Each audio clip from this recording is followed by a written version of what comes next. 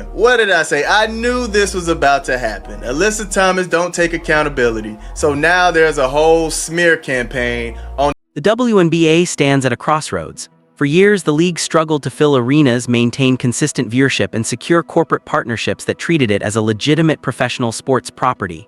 Then Caitlin Clark arrived and everything changed. National television ratings spiked. Merchandise flew off shelves. Sponsorship deals that seemed impossible suddenly materialized. For the first time in the league's history, the WNBA had what every sports institution dreams about: a transcendent talent with a genuinely massive, commercially engaged fanbase ready to invest their time and money into the product. But here's what's happening now. Instead of celebrating the most significant moment in WNBA history, the league is systematically dismantling the credibility infrastructure it needs to sustain. We ended up dropping the statement coming from Cathy Engelbert about the whole situation, right? Let's take a listen to this, man. The WNBA vehemently condemns any and all forms of hate. The safety and well-being of everyone in our community is always the league's top priority. We are aware of Alyssa Thomas's comments, and what she and her teammates have experienced is completely unacceptable and not representative of the WNBA community. The league and our security team have been in contact with the Phoenix Mercury organization and remain committed to protecting all that growth. And it's doing it in real time with cameras rolling, watched by millions of people who were just beginning to take women's professional basketball seriously. The problem isn't one incident. The problem is a pattern of unverified complaints being publicly validated by league leadership, a pattern of selective accountability that applies standards in one direction while ignoring them in another, a pattern of manufactured outrage replacing actual evidence, and most damaging of all, a pattern of statements from league officials and players that ESPN's own reporting has directly contradicted. This isn't about whether hate exists. It's about what happens when a professional institution starts using that hate as a political tool rather than a security issue. The answer, it turns out, is everything falls apart. Here's exactly how. The timeline begins with Alyssa Thomas. The Phoenix Mercury star posted on social media about receiving threats and harassment. The specificity wasn't provided, the platform wasn't named, and the nature of these supposed threats existed only in the accusation itself. Within hours, Commissioner Cathy Engelbert responded with an official league statement. The WNBA vehemently condemns any and all forms of hate. The safety and well-being of everyone in our community is always the league's top priority. We are aware of Alyssa Thomas's comments, and what she and her teammates have experienced is completely unacceptable and not representative of the WNBA community. The league and our security team have been in contact with the Phoenix Mercury organization and remain committed to protecting all. On the surface, this reads like what you'd expect from professional league leadership: strong, decisive, protective of players. But here's where it becomes problematic. Commissioner Engelbert didn't cite a single verified threat. She didn't name a platform. She didn't reference a screenshot or link the league's own security team's confirmation. She simply took a side publicly without any evidentiary foundation, and the implication embedded in the timing was clear. Caitlin Clark's fanbase was responsible. This matters because context is everything in professional communication. The Commissioner's Cup Championship game, the league's own marquee mid-season event, the showcase designed to spotlight the product and drive engagement, happened that same night. Instead of media coverage celebrating competitive basketball, every outlet locked onto a smear campaign built on an unsubstantiated claim.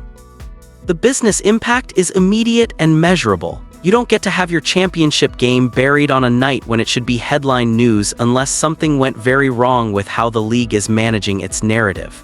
And that night, Cathy Engelbert chose the narrative.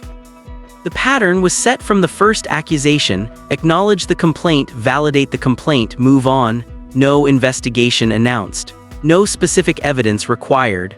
No timeline for what accountability actually looks like. Just a statement that sounds authoritative while actually proving nothing. Now here's where this gets genuinely complicated, because the critique isn't that ugly messages don't exist online.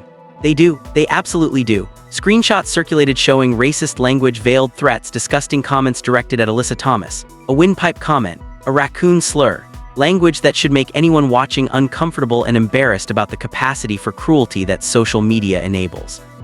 Nobody disputes that these messages are real. Nobody is defending them or suggesting they're acceptable. But then comes the detail that changes everything. DeWanna Bonner and Aja Wilson were reportedly following at least one of the accounts that posted threatening language toward Caitlin Clark. More specifically, Tiffany Hayes was caught on video laughing at a post that included what read as an explicit threat, not just an insult, but something that implied physical violence. The response from league leadership? Nothing. No statement from Commissioner Engelbert, no press release from the WNBA, no investigation, no accountability. Silent. Think about what that silence communicates. It tells the audience that harassment directed at Caitlin Clark and her fanbase doesn't warrant the same response as harassment directed at other players. It tells players that if you respond to threatening content with a laugh emoji, there are no consequences. It tells fans that the league's moral outrage is situational, not principled.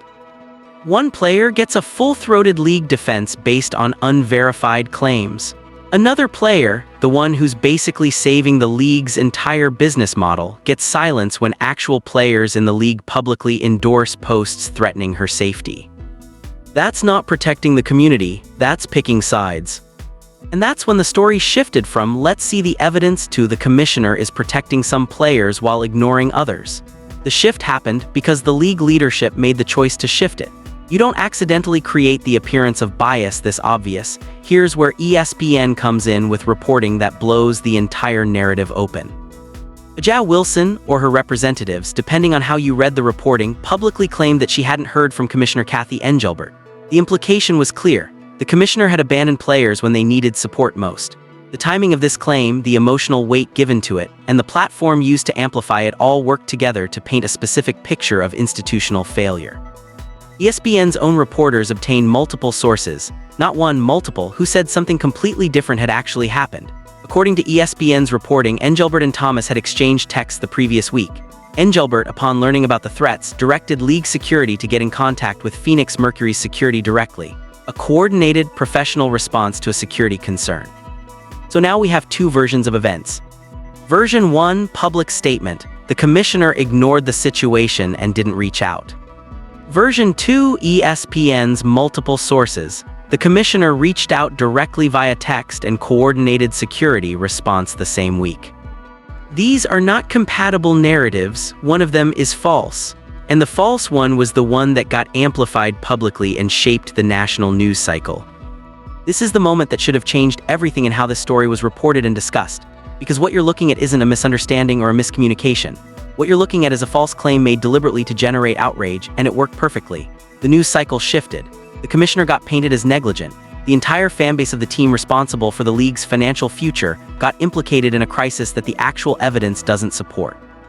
Aja Wilson tweeted, "The Athletic has obtained screenshots of nearly a dozen texts, direct messages, and social media comments sent to the WNBA, including racial slurs and death threats." She told TA she hasn't heard from Commissioner Cathy Engelbert in years.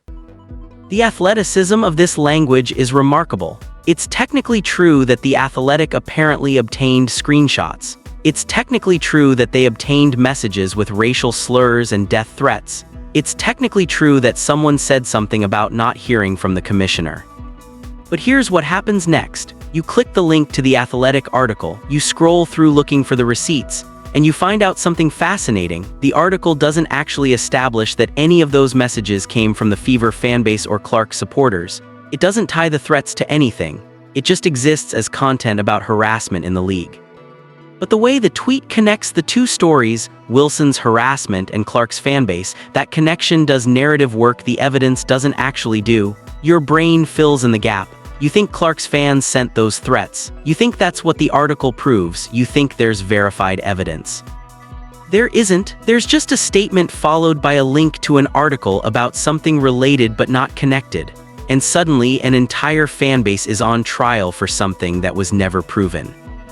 This is how you build a media narrative without ever lying outright. You make true statements. You link to real articles. You let the reader's pattern-matching ability do the work for you, then you don't correct the record when people draw the conclusions you designed them to draw. The league then amplifies that manufactured implication. The WNBA remains silent instead of protecting the accused fanbase. Social media does its thing. And within 48 hours, you've created a national conversation about a Caitlin Clark fanbase problem that no one has ever actually verified exists. Commissioner Cathy Engelbert showed up at the Commissioner's Cup Championship to present awards and participate in the post-game celebration. What she experienced was sustained booing. Every single time she touched a microphone, the crowd responded with disapproval, not scattered boos, sustained crowd noise expressing accumulated frustration. That booing doesn't happen from nothing. It's not random. It's the result of watching a commissioner make decisions that the fanbase perceives as unjust or self-serving.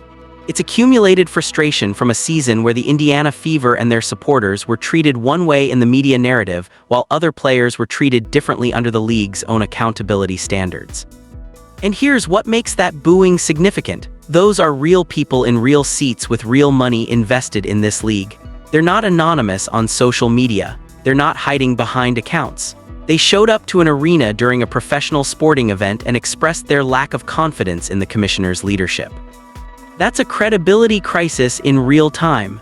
That's an institution that has lost the trust of the constituency most responsible for its recent growth. The problem is that credibility deficits compound. Once a significant portion of your most engaged fanbase decides that the commissioner speaks for a political position rather than for the integrity of the game, everything she says gets filtered through that lens. Every ruling becomes suspicious. Every statement becomes a political statement rather than a factual one. Every fine or lack thereof seems arbitrary. You can't fix that with another press release. You can't fix that by issuing another unsubstantiated condemnation of some fanbase. You can only fix it by demonstrating consistently over time that you apply the same standards regardless of which player or fanbase is involved, that every threat gets the same response, that every complaint gets the same evidentiary threshold, that every player gets the same protection. The irony is that if Engelbert had simply applied that standard from day one, this entire controversy vanishes. If she had said, "We investigate every credible threat equally. We apply the same standards to all players and all fan bases. Here's what that process looks like," nobody would argue with her. People would argue loudly and correctly when the investigation seemed to move in only one direction, which is exactly what's happening now. A'ja Wilson is one of the best players in the history of this league. That's not debatable.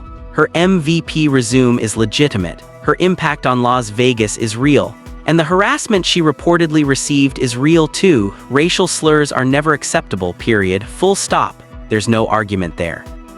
But leadership carries responsibility. When you have the platform that A'ja Wilson has, and you publicly state that the commissioner hasn't contacted you when multiple ESPN sources say she contacted you via text the previous week with league security follow-up, that's not a miscommunication. That's a claim that shaped a national news cycle. That's a statement that painted an entire fanbase as the source of your problems.